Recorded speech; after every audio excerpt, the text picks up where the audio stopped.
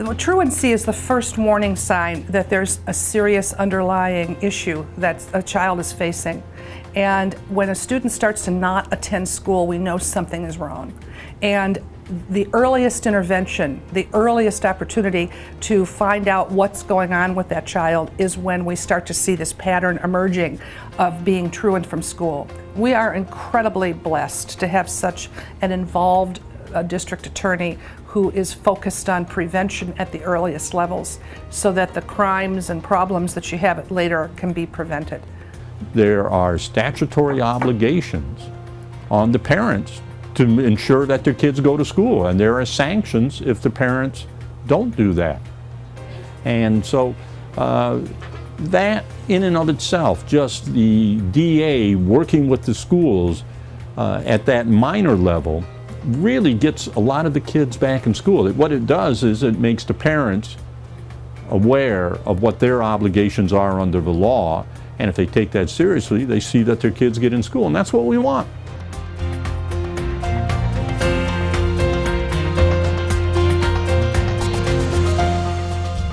We began getting research showing that truancy is the first indicator of delinquency. And that really stuck with me. And so you stop and think about it, the kids, if they're not in school, where are they? Where are they? They're on the streets. They can be recruited into gangs. They're on the streets subject to no supervision, and most importantly, they're not being educated, which is going to impact their ability to succeed later on, to get jobs, to be able to read, all of those kinds of things. And so I reached the conclusion that I wanted to devote resources to try to get children into school. And I felt they had a better chance to succeed. It would cut my work by having to prosecute so many of these young students for crimes that they were committing, not when they were in school, but when they were truant, when they are gone all day. And so we looked at really developing our program, and I think we've been real successful. One of the biggest things I've seen in the last 5 years, 5 years ago we had one truancy officer, and we had over 320 kids on truancy probation. I just looked at the data. We put more resources.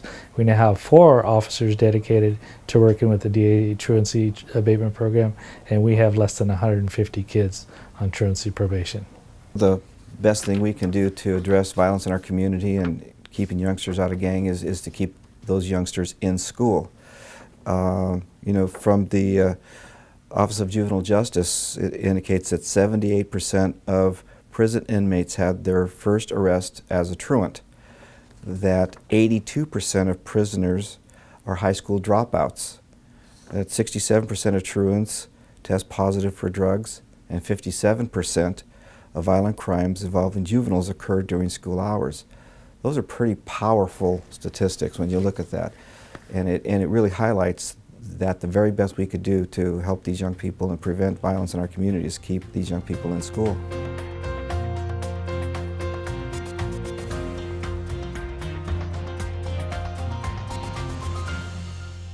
The District Attorney's Truancy Abatement Program works hand in hand with every school in Monterey County, about 125 schools from the north end of the county to the south. And it starts with the schools. The schools have a duty to record attendance for each student on a daily basis, track the attendance. If a student has an unverified absence or tardy, the school will generally, even that day, notify the family by a telephone call. When a student gets 3 unexcused absences or tardies greater than 30 minutes, that is now considered a truancy, the first truancy. And with that, there is a letter that is sent out that is that contains the statutory language from the Education Code advising the family that their student is now truant with those 3 unexcused absences, and inviting the family to please come in. Let's talk about Why are these absences unverified or unexcused? What can a parent do to correct this? What are the issues that may be contributing to that? If the truancy continues, or if the unexcused absences continue, then the school will proceed with sending out a letter number 2, which then a copy is sent to the district attorney's truancy program, and at that point, we start a record on that student and start to track their attendance. The district attorney comes in with the school district, with the parent, and with the student. And everyone sits down together, understanding what the law is and the requirement of compulsory education, and that it is the responsibility of the parent to ensure their child is in school. But then the problem solving occurs. And most of these cases are resolved at that level. Well, the first thing that we tell the families when they come in is that our entire purpose for having this mediation is to help them and solve whatever the problem is. And so the only thing that we ask of them is to be as truthful and honest with us as possible, so that way we can get them that help. What happened is that my daughter was not attending school, so we got called in for truancy. At first I was a little upset, but then I started to see it as a big picture. The opening of the doors and helping me to understand her so that we can get through this and she can start going back to school was a big plus. At the beginning, I thought, no, this is not gonna work, because we were clashing. I didn't know how to just sit back and hear her out. That's my baby, and it cost me a lot, but again, the program taught me how to sit back, listen, and at the end, I always tell her, I love you no matter what. That's why there's a consequence. I was going to public school, I had bad grades. I was failing almost every single class, and I was in middle school, so I was like, oh, whatever, I don't really care about school. I didn't want to go. The judge was all like, oh, I can prevent you from getting your driver's license for like a year or so. And I'm like, I knew that was like my main focus, is to get a driver's license, to be on my own, to be able to do things on my own. And so I'm like, okay, you know what? I started going Silver Star my sophomore year, junior year, excuse me. And then after Silver Star, I moved into foster care. And so that was just a rough start of my second semester. I'm like, okay, I know this is a great place to be, but, I need to focus on my school. Thankfully, I had a foster family that actually cared about me and cared about my grades. And that's when the grades started improving, the attendance started improving. And since then, I've been just on a straight track to actually get my high school diploma.